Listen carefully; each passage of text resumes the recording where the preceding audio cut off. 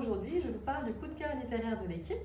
Donc, c'est un roman graphique qui s'appelle Des mots à dire et qui a été écrit par Bea Lema, une autrice et illustratrice espagnole. Vous pouvez le retrouver aux éditions Sarbacane en français. Pour résumer, l'histoire des mots à dire, c'est celle de Vera, donc une enfant qui grandit avec une maman avec un trouble psychique. Le livre s'ouvre sur ses premiers souvenirs d'enfance lorsque sa mère l'emmène voir une rebouteuse traditionnelle pour la guérir d'une maladie qu'elle ne comprend pas. C'est le début pour Vera d'interrogations sur les comportements de sa maman et elle se rend compte assez rapidement qu'elle n'a pas une maman comme les autres enfants. Sa mère, elle lui explique qu'elle a un démon qui lui veut du mal à elle et à ses enfants. Ces angoisses deviennent aussi les angoisses de sa fille, à un âge où Vera est pris dans les émotions de sa mère. Au fur et à mesure de l'histoire, on va la voir grandir, s'interroger, essayer de comprendre et d'aider sa mère.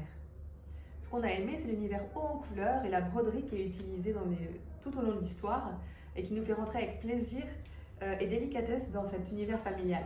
C'est un livre qu'on peut lire à tous les âges. Il est transversal. Il parle d'enfance, d'adolescence, mais aussi de l'âge de l'indépendance quand on devient un jeune adulte.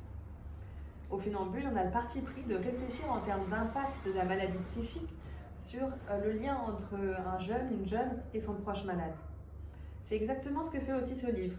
Il parle avec justesse de comment ces liens ils vont être réorganisés, comment ils vont être mis à mal parfois, comment ils vont être impactés en tout cas par la maladie du proche. Que ce soit entre Vera et sa mère, mais aussi avec son frère et puis son père. C'est vraiment un livre touchant et beau qui aborde de nombreuses questions que nous on retrouve aussi avec les jeunes qu'on accompagne ici au Funambule.